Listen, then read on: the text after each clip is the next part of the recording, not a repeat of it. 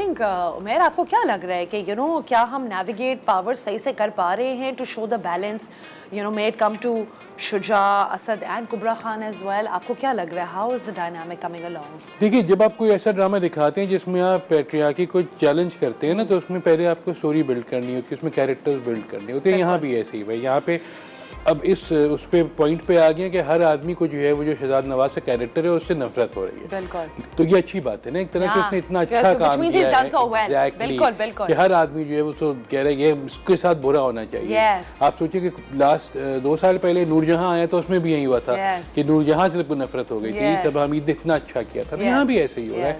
आप जब supporting characters को पावर देते हैं और उनको आप लेके चलते हैं तो इसी तरह से होता है कि इनिशियली जो है वो बहुत ही सबमिसिव होते हैं, ऑप्रेस्ड होते हैं, फिर आके वो जो है जब चेंज होता है उनके वो 360 या 180 आप जो भी कहें उसको, उसके बाद जो हो रहा है वो इस ड्रामे में तकरीबन 25-28 किस्तें हो चुकी हैं इसकी ना।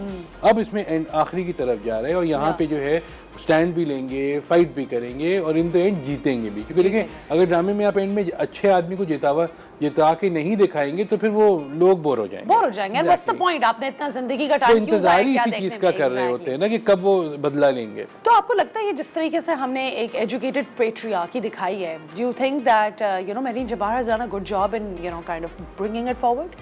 बिल्कुल बिल्कुल। देखिए, ये तो टॉक्सिक किस्म की जो आपके कैरेक्टर्स होते हैं ना, उमूमन हम दिखाते हैं कि हीरो टॉक्सिक है और हीरो जो है वो उसकी वजह से जो है वो बाकी सब अफेक्ट होते हैं। यहाँ उल्टा दिखा है, यहाँ अब्बा टॉक्सिक है।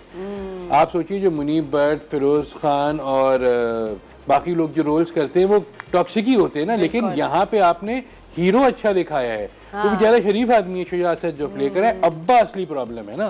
तो ये एक तरह से आपने टेबल्स रिवर्स कर दी, तो वो अच्छा है। But isn't that where it comes from? Usually अगर आप देखें तो उमेर फ्लो तो इसी तरह होता है फैमिली में। It's usually the male figure who's the lead, जो कि जनरली बच्चों की थिंकिंग को भी इन्फ्लुएंस करता है इन रियल लाइफ। कभी अच्छा मगर कभी ऐसा भी होता है ना कि अच्छे आदमी क्या कोई ऐसा बच्चा आ जाता है जिसका दिमाग खराब हो जाता है। वो इतना पैम्पर करते हैं उसको, इतना ख्याल रखते हैं उसका, क्योंकि कि अब्बा को बंदूक चाहिए, ये लो बेटा बंदूक। जरूरी नहीं कि अब्बा के पास बंदूक हो, लेकिन अब्बा उसको इतना पैम्पर करते हैं ना कि तुम्हारा जो दिल चाह रहा है। आप वो ड्रामे देख लीजिए, जो मुनीब भट्ट का भी नया ड्रामा आ रहा है उसमें यही तो चीज़ है तपिश में, कि वो अब्बा उनके अच्छे हैं बेचारे हैं, लेकिन वो बेचारे थोड़ा सा है। अच्छा उमेर, हम आगे क्या प्रेडिक्ट कर रहे हैं? अभी काफी एपिसोड्स तो ऑलरेडी हो गई हैं इसकी। What do you think, how is the show progressing? आपको लग रहा है कहीं जोल आया है?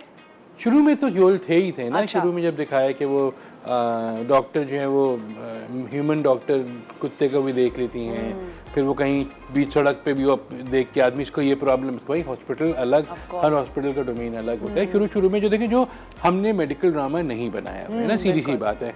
हम हाउस, न्यू एम्स्टरडैम और ग्रेज एनाटॉमी ER ये सब देख के बड़े हुए हैं। अब लोगों के पास ये सारे ड्रामे नेटफ्लिक्स पे आ गए हैं तो उनको अंदाजा हो रहा है कि ये तो बहुत पहले से हो रहा है दुनिया में, हम नए आए हैं इसमें। तो ट्रायल एंड एरर वाली बात है। यहाँ पे स्टार्ट में झोल थे, लेकिन वही कि देखें जब आप हीरो जो है उसको आप नॉन टॉक्सिक दिखाते हैं ना, तो वो स्टैंड आउट करता है। क्योंकि हम तो हर ड्रामे में टॉक्सिक ही दिखाते हैं। वो हीरो नॉन टॉक्सिक है, उसका भाई जो है वो 2 नंबर है, अम्मा जो है उसकी वो स्टैंड ले रही हैं उसके साथ, बीवी उसकी पढ़ी लिखी है, भाभी उसकी पढ़ी लिखी है, और वो एक तरह से उसको सप्रेस करके रखा हुआ है घर में। तो ये सारी चीज़ें अच्छी तरह से दिखाया है। अच्छा, but in this one episode अभी हम लोग जिस ट्रेलर देख रहे थे तो उसमें बोल दिए कि आप उसको डॉक्टर अमरीन को आप ऐसी बहू नहीं बना सकेंगे।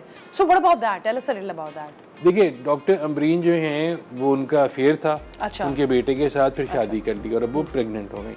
तो इन्होंने जो था वो इतनी आज़ाद ख्याल हैं कि वो यहाँ तक पहुँच गई ना। ठीक है, जो हजरा यमीन वाला कैरेक्टर है वो भी जो है पढ़ी लिखी खातून है, लेकिन उसको उन्होंने दबा के रखा हुआ है, सप्रेस किया हुआ है। उसने यही कहा हुआ है ना कि मैं तो चली जाऊंगी, जो आएगी वो आपके काबू नहीं आने वाली।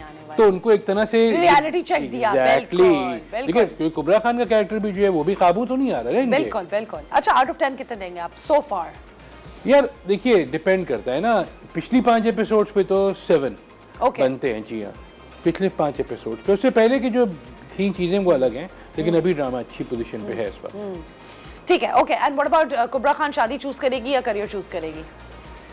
देखिए, ये तो आप आखिरी एपिसोड वाली चीज पे पहुंच गई ना कि वो आप क्लिफ हैंगर पे लाके खड़ा कर दिया उनको। क्या करेंगी? तो वो आपको क्या लग रहा है? जल्दी बताएं, हम ब्रेक पे जाने वाले हैं। टेक्निकली तो उनको जो है अपना करियर चूज करना। बिल्कुल, एब्सोल्युटली, आई लव दैट।